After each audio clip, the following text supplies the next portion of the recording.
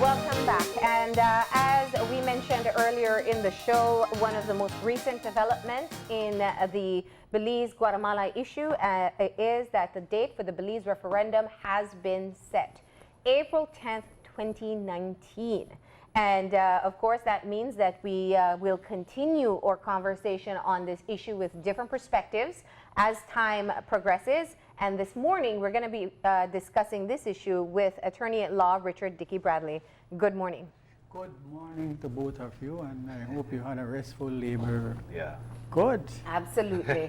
Now, let's start the conversation. I think, obviously, the announcement on Monday that we are about 1 year away, less than 1 year away from the referendum date, was something I think people weren't necessarily anticipating, that the date would be set so quickly, but it does give us a definitive timeline. In fact, we also have the theme for the education campaign, which is ICJ, Be Informed. I just want to get your initial reaction to that.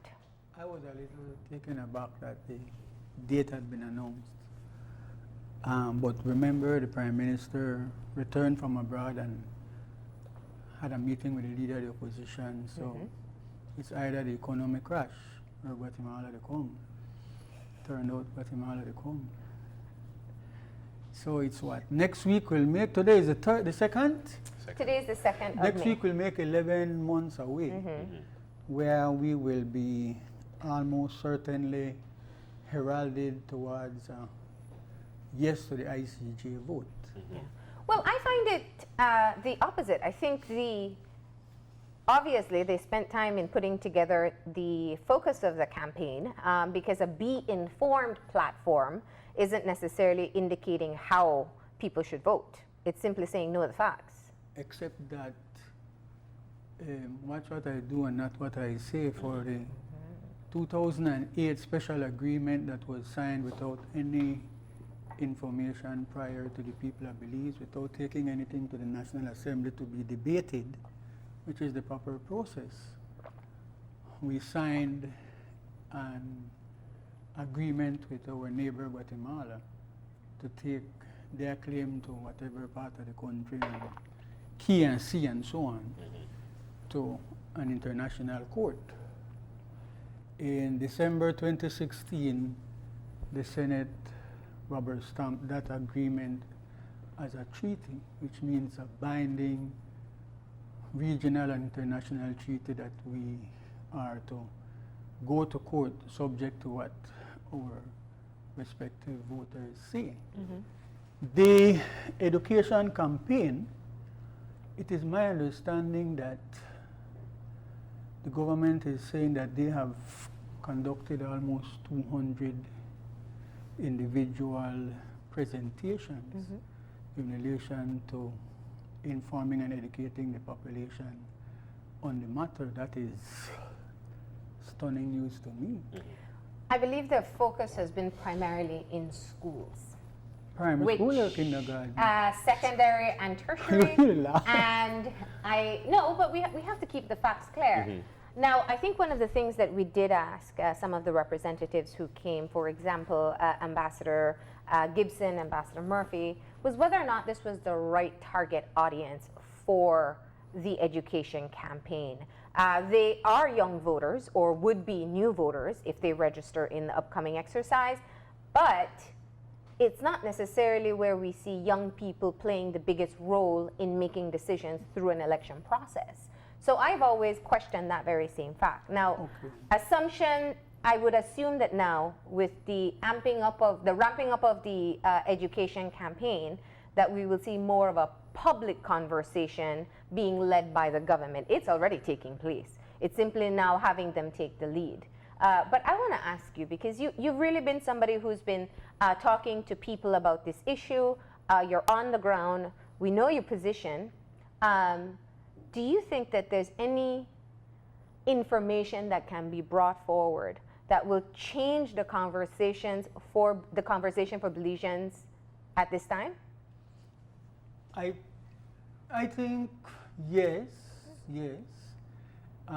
If you give me 2 minutes, I want your viewers to have a small appreciation of what is involved. Yes. I know in my case, I want to start off by saying this, that there are 2 booklets put out by the one man who in fact is in the best position to write about the whole matter, because he is a historian, he's an academic and an intellectual, and he has been involved in the process almost like from the time Belize started to fight for its independence. So Assad Schuman has said how you can end the Guatemalan claim. He's gone a little further. He's awesome. He's gone a little further and actually reduced this into a small little pocket size. Yeah. Now, this should have been in the hands of every adult citizen in Belize if we were serious about informing people. Also, it is my understanding that Dr. Schuman, he does hold a PhD. Dr. Schuman is completing a book specifically on the Guatemala matter, excuse me, and that book is not far from actually publication. Now, he has been open and honest and says that he feels like the only alternative right now is for us to go to the ICJ, which is good that he has stated his position. I want quickly just to tell your readers that there is awesome information in this book published by Belize, which is Belizean Studies, put out in 2008 and deal with a lot of information in regards to the whole matter of Guatemala. This is Eamon Courtney and the Belize team actually responding to legal arguments from Guatemala recently. I'm not going in any sequence. This had come out when we were hoping that the facilitators' proposals would have been acceptable. Here's another little booklet about the origins, the negotiations, and look at that word, solution to the Guatemala claim. If we get a chance, we will talk about this famous 1859 treaty. These are my papers. I don't want to put those out. This is the famous legal opinion by international lawyers who are familiar with the whole legal arguments of Guatemala and the legal arguments of Belize, and they have come down strongly in favor of the fact that Belize has a fairly strong, and that's putting it mildly, a fairly strong case from the legal point of view. These are the proposals when we said we were told that negotiations is no longer able to go anywhere. Then we came up with the facilitators' proposals, which were ultimately rejected by Guatemala. This is actually excellent, and I hope it's available. I tried to pick up 2 copies for friends in America. I couldn't find copies anywhere, but James Murphy, who is integrally involved in the whole negotiating matters and has been writing several booklets on the matter. This is just awesome. So I wanted to share that.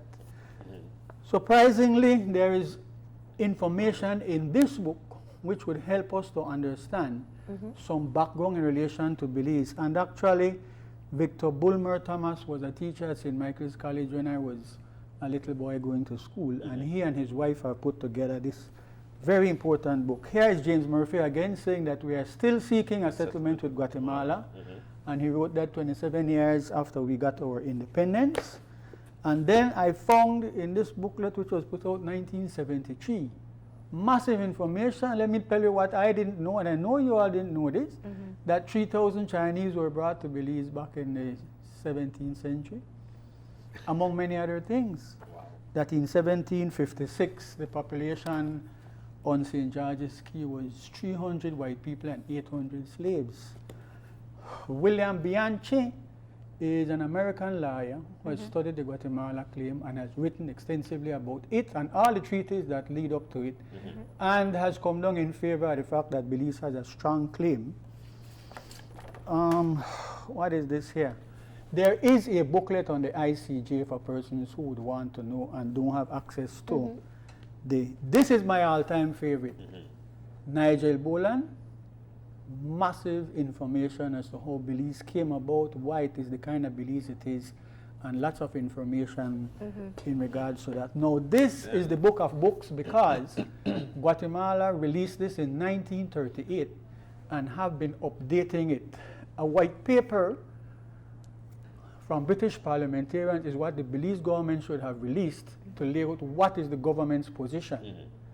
Belizeans have nothing to understand what is going on, but this white book contains some really, really revealing information that helps to give the lie to the British position, which we have swallowed wholeheartedly in Belize, that the Guatemalan claim is absolutely without any foundation. It is foolishness. They just get up like they're crazy and they claim the country or half of it. That is not true, which I hope we can get into.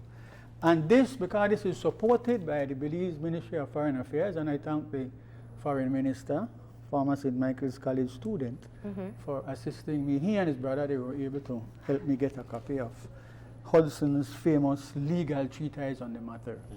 Now, if you give me, I want you to hold that question in abeyance.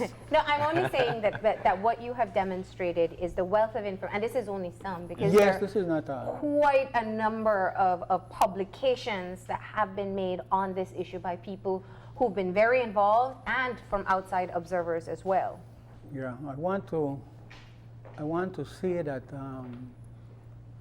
if we were not clear about how Belizeans are thinking, I would want to thank the government of Guatemala, in particular their armed forces in the Sarsoon River, and the hero Will Mejia, whose bravery in going on that river, despite what the Guatemalans have been saying and doing, has exposed to a lot of people who otherwise would not really be understanding what is going on, that Guatemala is well organized, they are looking long term, and they are way ahead of us in the game.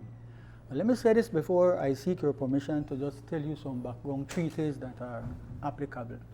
Let me say that where we are right now in May of 2018 is that Guatemala has maneuvered us to the stage where we don't, in official documentation and speeches and references, we don't speak about our western border.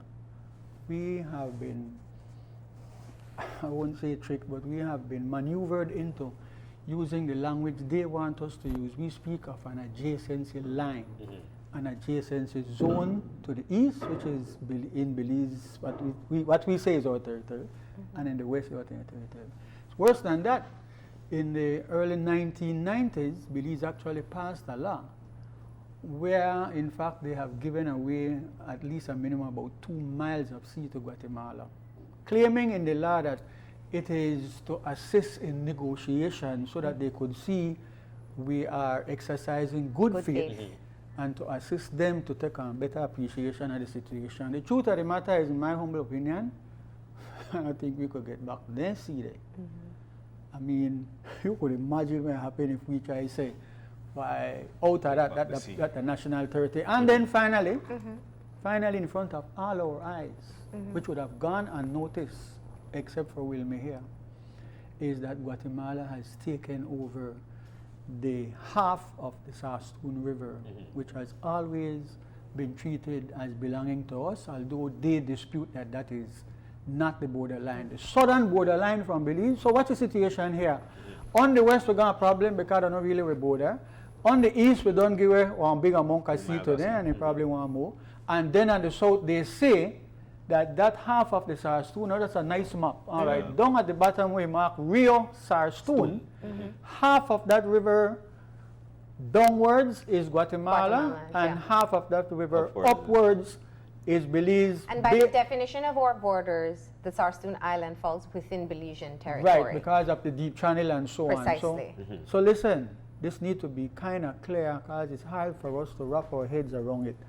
That in May of 2015, the Guatemalan military down there told our Coast Guard to get off of the Sarsoon Island, which has always been us. We could go there when we want, we could do what we want. Used to be able to go there, yes. And a whole lot of shenanigans gone on because the government itself was looking to put a forward base on the Sarsoon Island.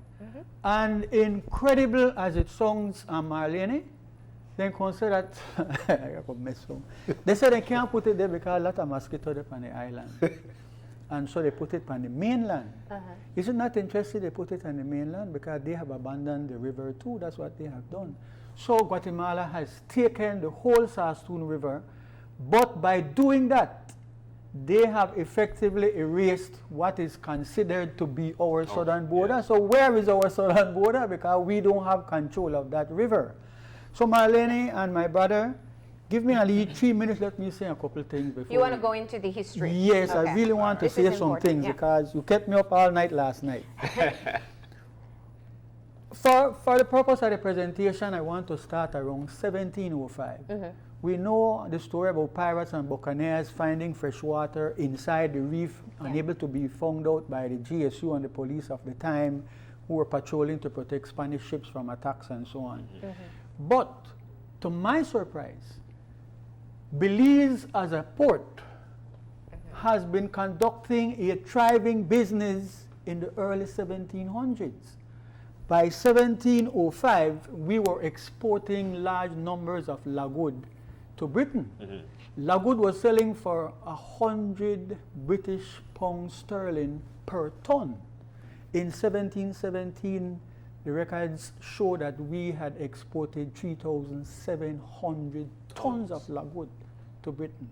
By the year 1751, we had increased the output of exporting lagwood to 8,000 tons. There were 22 ships who were coming into our harbor to load up with timber and lagwood. Lagwood was a very valuable dye, the way cocaine is valuable right now, except that lagwood was legal. So in 1764, the records show that Belize had 1,500 persons who were cutting lagwood. Imagine. All right, but the importance of this is that the Spaniards were coming and harassing the British settlers and running them off of the place, and so Britain... Because in fact they were in charge of the colonies all around Belize. That is, Spain owned everything. Yes. That is not in question. Just and in to fact, put it in perspective, Right. The point is that in 1763, the British wrote seeking permission from the owners of the place, Spain, to allow their cutters to cut the very valuable lagwood. Spain gave permission in writing. You can cut from the Rio Hondo, where is your map? You can cut from the Rio Hondo down to the Belize River. You're not to plant this, you're not to plant that, you're not to put up any fortifications, you don't have no kind of military or civil government, you can't do this, you can't do that. They continued their cutting. In 1786, Britain again asked the owners of the place to give them further permission to cut more down. So they were given in writing permission to cut from Rio Hondo to the Siboon River. All right. What is the importance of those things? The importance of those things is that, in fact, Britain acknowledges that Spain owned the place. It wasn't uninhabited like a piece of country. All right. After that, one important thing is that two things happened which I want to mention. The Spaniards had always been coming and chasing off the settlers. Most time what the settlers do, as soon as they hear what happened, upriver and they go hide way up in the river and in the jungles. Now lagwood had changed to the mighty mahogany, which is even more valuable as an export, as a money-making thing. In the 1720s, I think a Catholic priest make mention that 1724, slaves started turning up in Belize. Belize started importing slaves. We had no labor force. There were a few Indians that we were getting from the Mosquito Coast, but we had no labor force, so we started importing slaves. By 1825, the census showed that we had 2,500 slaves in Belize. In 1779, a figure we don't like to remember, the Spaniards came, went to what was treated as the capital. Nobody want to live in a mosquito, alligator, and swamp, and so on. They went to the capital, and they sacked it, S-A-C-K. They sacked it. They took 101 white people, 250 slaves, men, women, and children, and 40 mixed color persons, chained them up and took them as slaves, broke down, burned down everything on St. George's Key. Wow.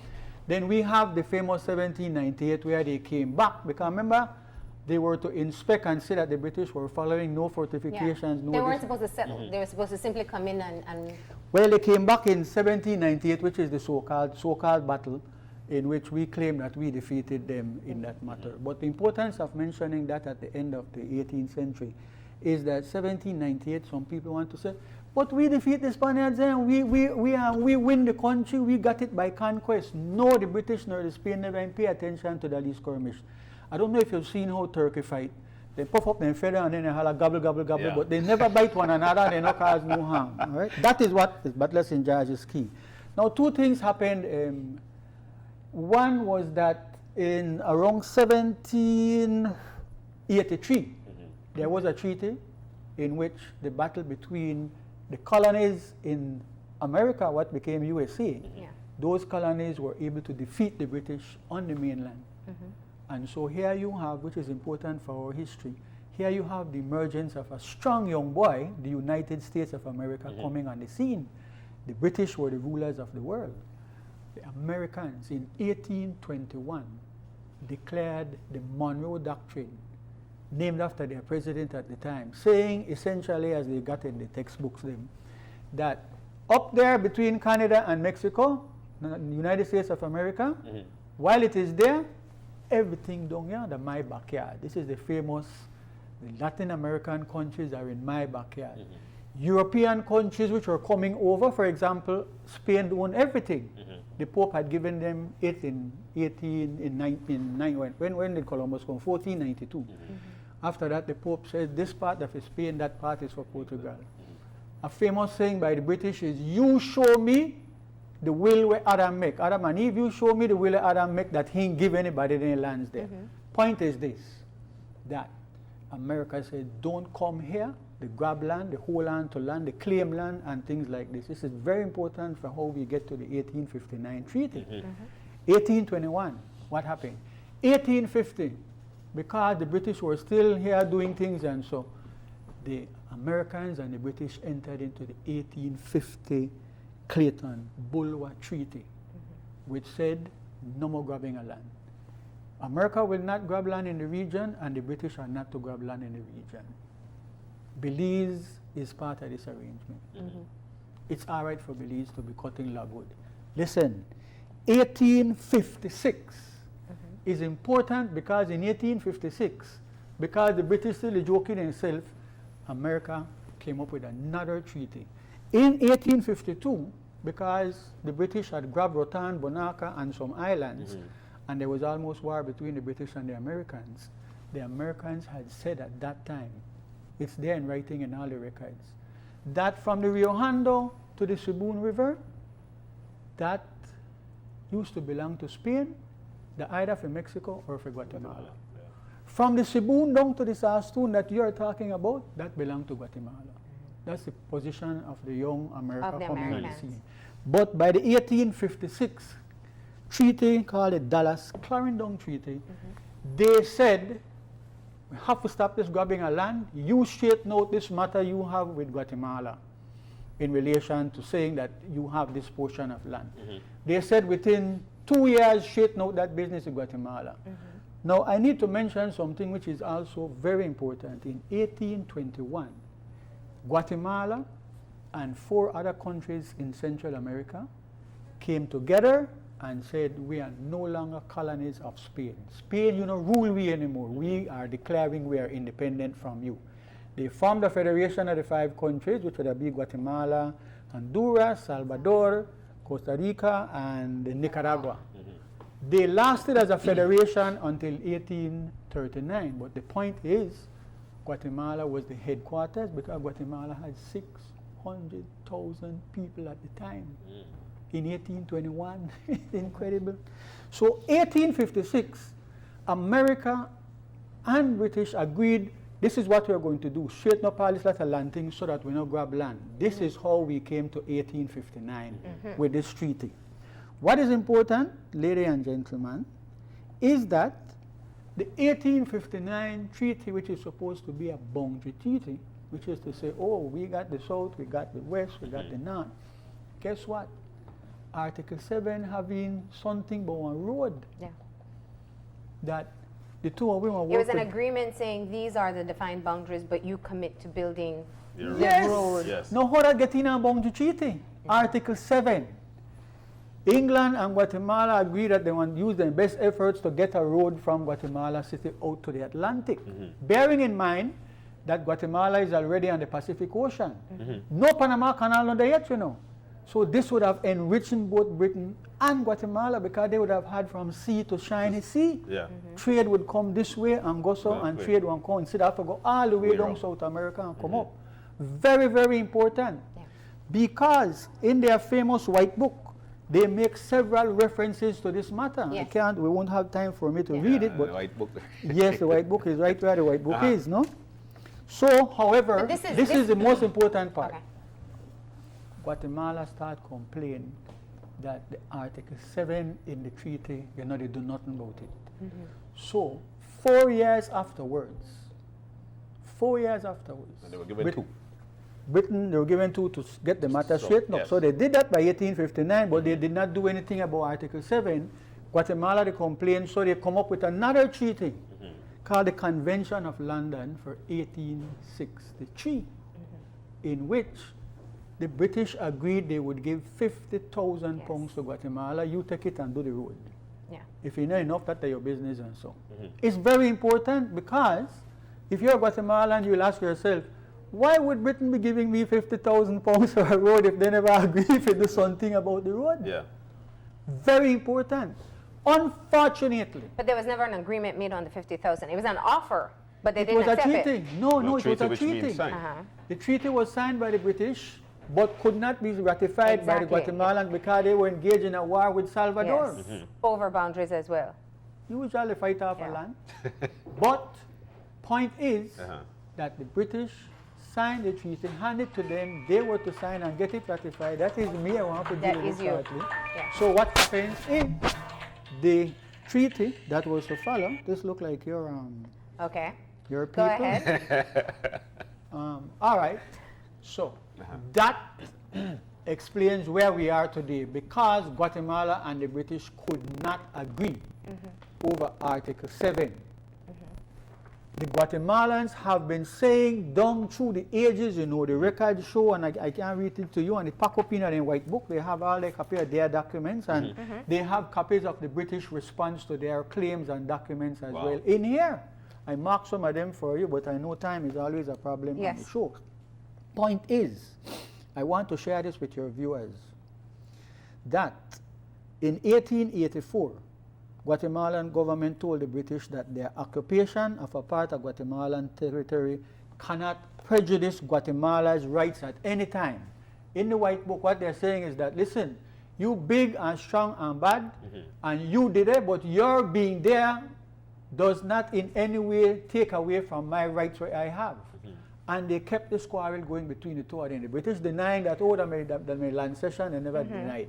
And the records also show that the persons, the two negotiators, Charles Wyke, if that is how he pronounced his last name, W-Y-K-E, and Francisco Martin, on behalf of the Guatemalans, they both understood that they were discussing, negotiating, and signing for compensation in terms of, I am giving you a part of my land and in return you are to do this.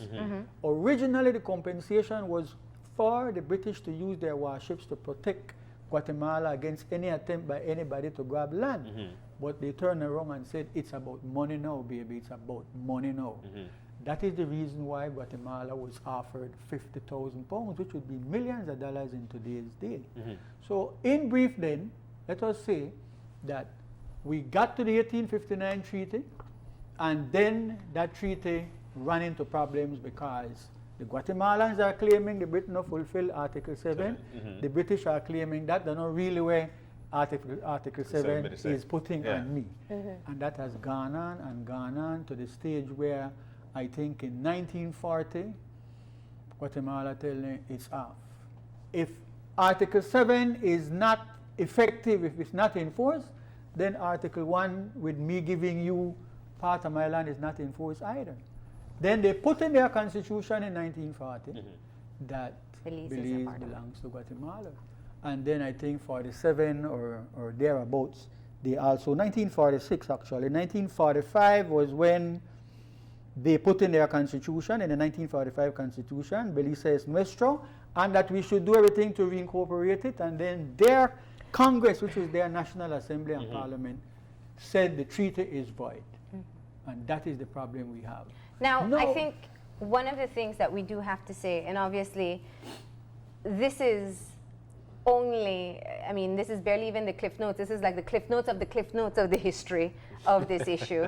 And the reason it's important to step all the way back, I think, because people don't always know all the attempts that have been made in being able to resolve this issue, or even the origins as well. Dickie, this is part of what I question as we head into what should be a year-long campaign in getting people up to speed.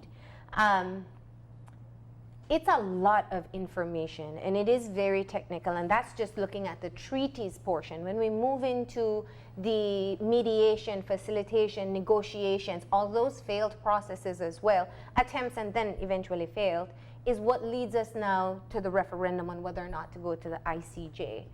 And it seems like such a monumental task to be able to get all this information out to the public at this point in time. Do you think this is... Do you think it's achievable, one? And two, and I want to use this specific point because this campaign of be informed, we've heard the foreign minister say for himself he wishes Belizeans would read more and learn more for themselves. I don't know how accessible the language is or even the publications are for people, or whether they have the time or interest to do so.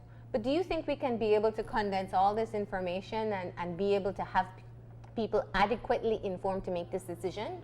Yes, I was thinking about that this morning, and I said to myself, like, I remember the first time when I read the Bible, when I graduate the way to try to get a job, and I find my auntie Bible and I have nothing to read. I read the Bible like, I never understand that. But my second and third round, I understood what I was reading. Yeah. So, but let me jump ahead and to half answer your question, because there's an important side to this whole matter. And really it's an opinion. I want to try and keep facts as facts and opinion as opinion. Thank you. If I could just say to you that the Guatemalans had been talking about going to arbitration, and eventually the British talk, when the ICJ came into effect, they talk about going to court. Yeah. The Guatemalans say, I'm not going to court if I They've just... said no in the past. Yeah, but they were saying no if they're just strictly law. If it is law and equity, I will go. In any courts, in any democracy, law and equity, they go together. Yeah. Because that is how the law is. You know, just like the law say, okay, a bad example. Let me not give any example. But my point is that the mighty empire of Britain, because it was so powerful, Guatemala could not do them anything or force them to settle this matter. But let me answer your question by starting 1981. Let me tell you that Nicholas Ridley, who was the minister with responsibility, I think, for the colonial office, said on our Independence Day, or the eve of our independence, that you Belize, you now inherit the Guatemalan claim. Oh, we didn't know what that meant. At least we the people. We probably never even heard that in the say. But that was part of the reason there was opposition for independence. No, the opposition for independence was that one party was anti-colonial and another party was pro-colonial. Okay. That is the problem we have. I come out on NIP home, me and my people, we marched with Mr. Golson, and at the very front they had the Union Jack. And every 10th of September when they march, they go Albert Street and go round the governor house and stop and give the governor a letter that they are the loyal opposition and so on. But listen to this.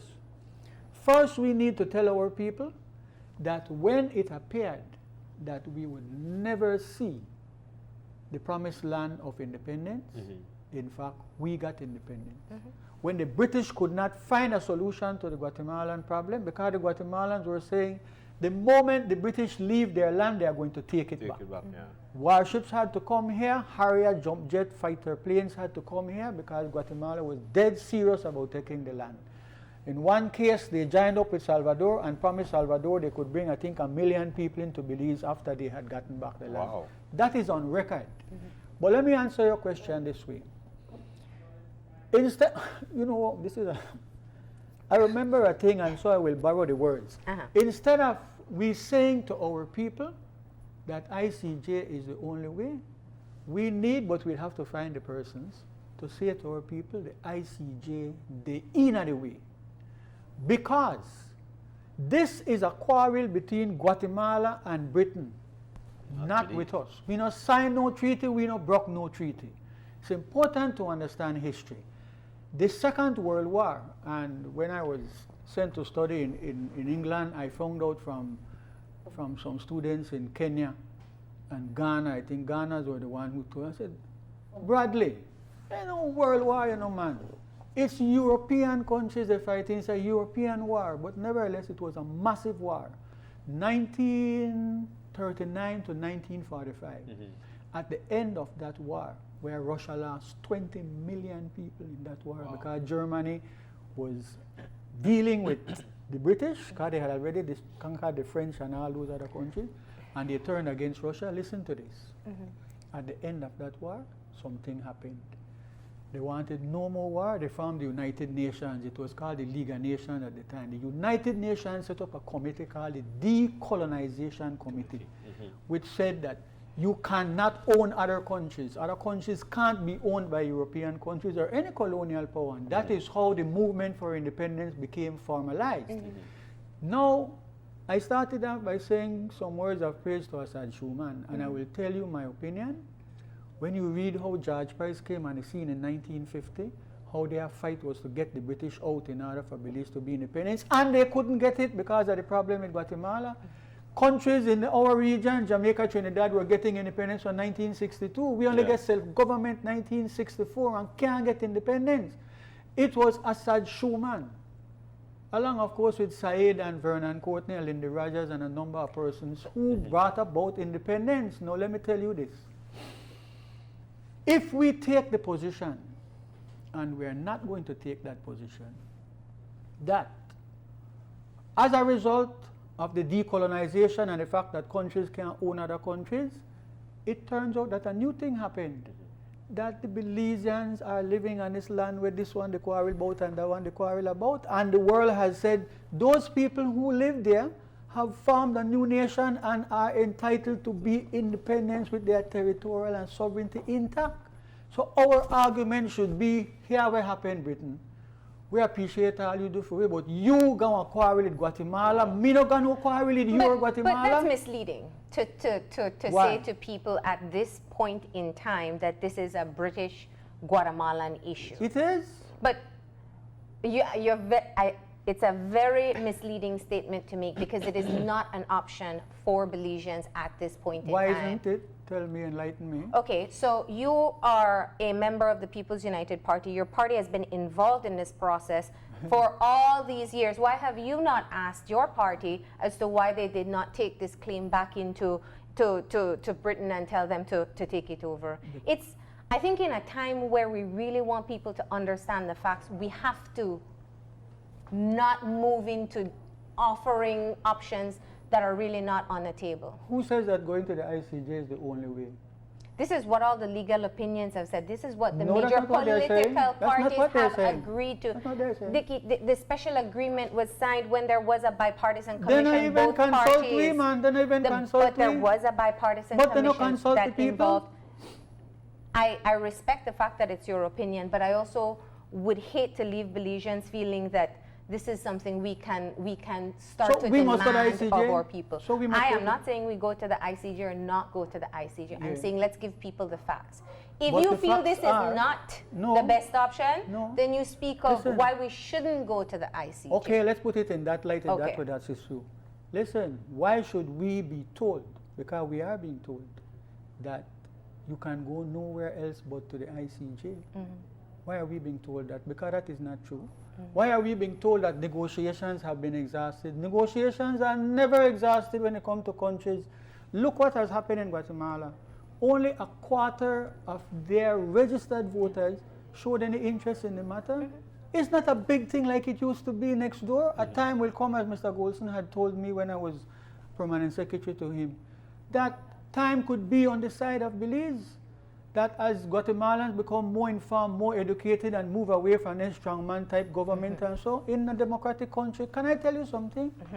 It is completely ridiculous for anybody to say in this day and age that they're going to take Belize to court and ask a court to give them half of a nation.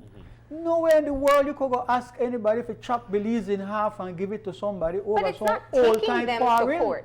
We're not being taken to court, and that is the decision that Belizeans need to make. It's the decision is do we agree to take this to Marlene, the court? let me burst your But the bubble. question is the question, Dickie, you can't run away from that. The referendum question, if I could pull it up right Yes, now, is yes. very clear.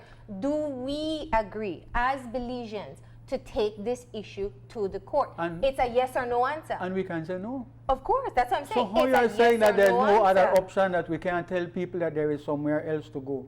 If No, you but- think we will say no in isolation, no, we're not going, then what happened next door? Well, that's the question that we need to ask All right, of but our before we government go there, let me official. burst your bubble and tell you something.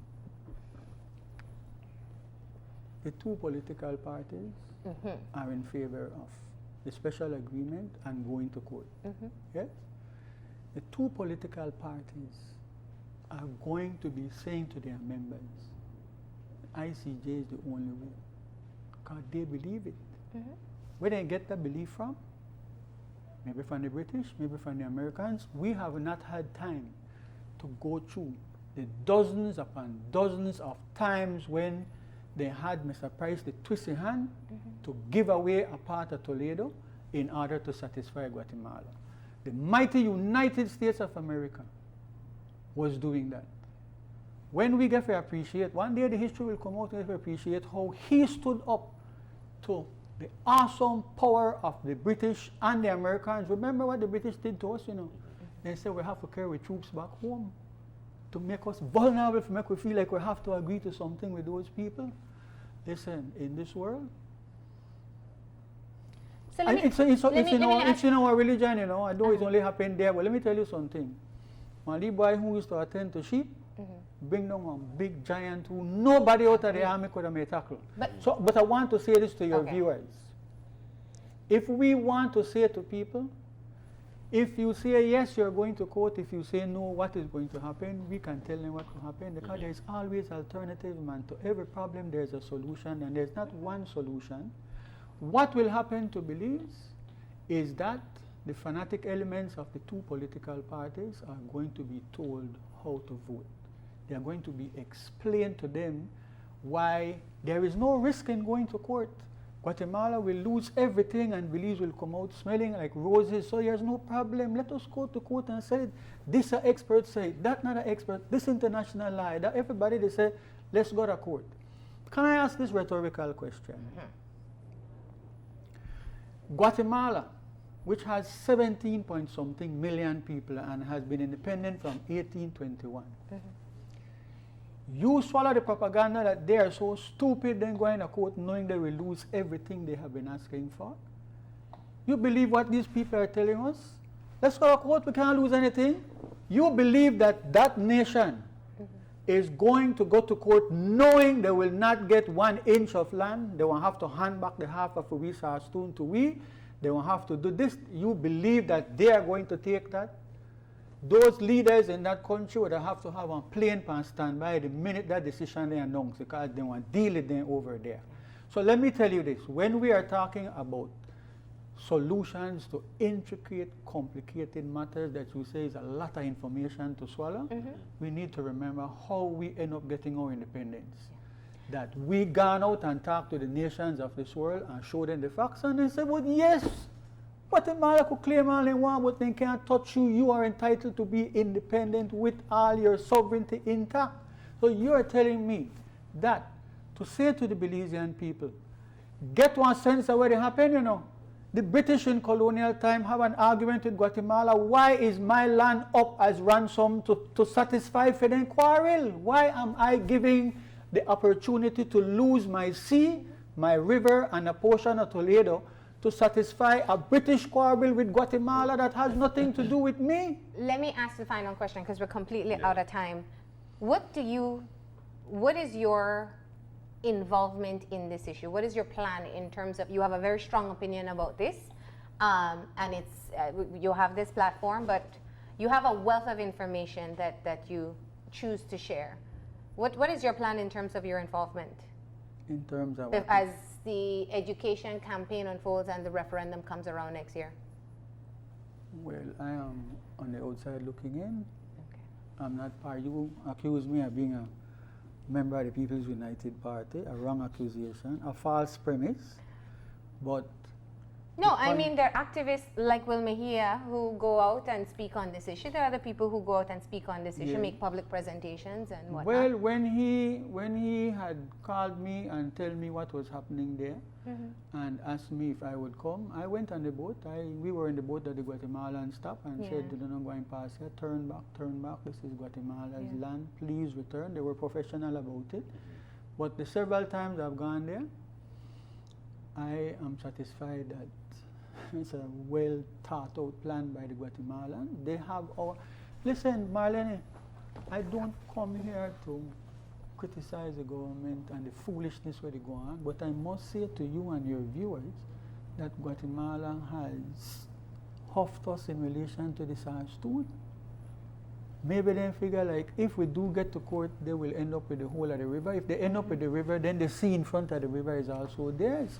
Right. But you ask a hard question because you are presuming, I won't say assume, you're presuming that I'm part of some, maybe I want to help. My question did not include a presumption. I simply asked, what will you, well, the point is this. Of information do you plan on offering yourself for public education if anybody asks? Clearly, listen, clearly, I don't share the view of the People's United Party on this. Okay. In my mind, Assad Schuman and I had this argument. He said, "Boy, Dickie, look like the opposition now and really go with this thing because this." And I said, no, Assad, then go on with it. Okay, we got to wrap it up though, Dickie. So thank you so much for coming in, sharing the history, and also, of course, we can say your opinion on this issue at this point in time. Thank you. We're going to go ahead and take a break. When we come back, we'll be talking about Competitiveness Month with Beltrade, so stay tuned.